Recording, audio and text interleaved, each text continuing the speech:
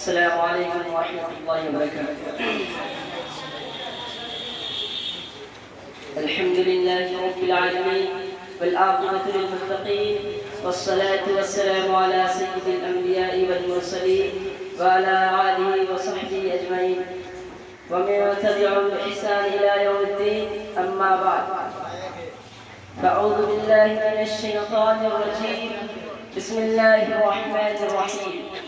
ألا لله الدين خالص.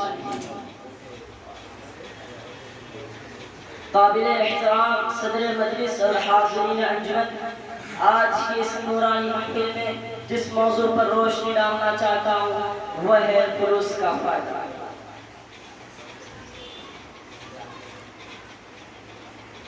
خلوص کہتے ہیں کسی بھی نیک کام یا عبادت کو صرف اللہ کی رضا حاصل کرنے کے لیے کرنا، جیسا کہ قرآن مجید میں الا للہ الدین خالص، خبردار اللہ ہی کے لیے خالص عبادت کرنا.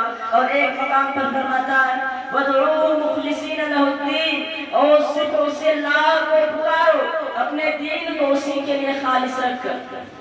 میرے بھائیوں، قرآن مجید کے علاوہ بہت سے حدیث میں ہے، جیسا کہ صحیح بخاری کی پہلی حدیث انما الاعمال بالنیات، عمل کا دار و مدار نیتوں پر ہے.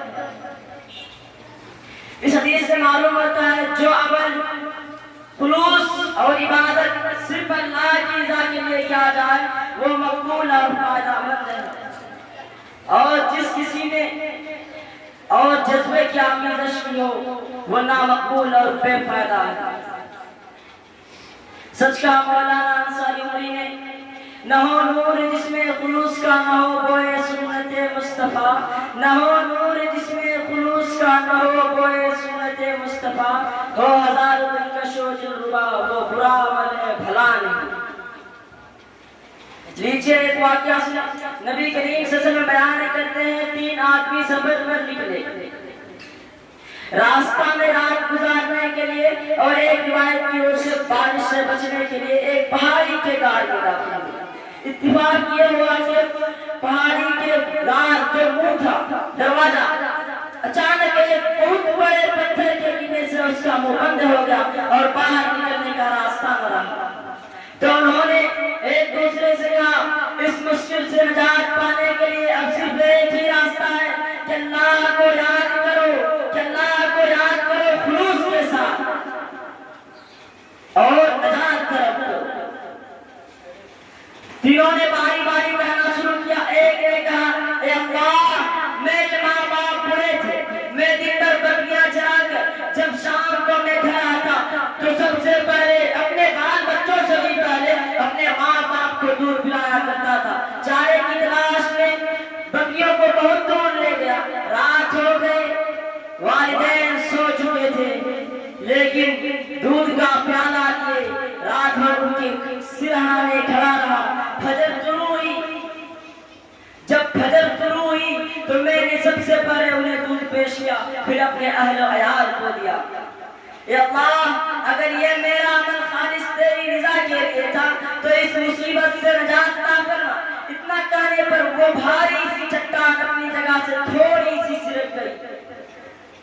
پھر دوسرے نے کہا اے اللہ، میری ایک چچا زاد بہن تھی جسے میں دنیا بھر سے زیادہ چاہتا تھا، اس سے میں برائی کا ارادہ ظاہر کیا تو اس نے انکار کر دیا. ایک وقت آنا کے تحت ساری وطنگی وہ دستی کے موقع پر وہ لاچار عورت کچھ تعاون طلب کرنے آئی تو میں نے اسے 120 سونا کے درہم اس شرط پہ دے کہ وہ میری خواہش پوری کر دے. وہ لاچار عورت تیار ہو گئی، مگر عین موقع پر اس نے کہا اے اللہ کے بندہ، تم اللہ سے ڈرو اور میری عصمت کو ناحق داغدار نہ کر. اس نے یہی بات سنتا ہی وہ بندہ اتنا ایسا گھبراہٹ میں پڑ گیا کہ اس کے آنکھ سے آنسو آنے لگا. اس نے اور وہ باز آ گیا. اس نے کہا اللہ، اگر یہ میرا عمل خالص تیری رضا کے لیے تھا تو اس مصیبت سے نجات عطا فرما. اتنا کہنے پر وہ بھاری سی چٹان اور تھوڑی سی سرک گئی. آج کوئی بندہ ہے کہ اس آج کوئی بندہ ہے کیا اس موضوع پر کہ کوئی تقریر کیا ہے؟ نہیں، کوئی ایسا بندہ نہیں ہے کہ اس موضوع پر تقریر کرے۔ آخر میں دعا ہے کہ اللہ تعالی ہم سب کو خلوص کے ساتھ عبادت کرنے کی توفیق عطا فرمائے۔ آمین۔ وآخر دعوانا الحمدللہ رب العالمین۔ السلام علیکم۔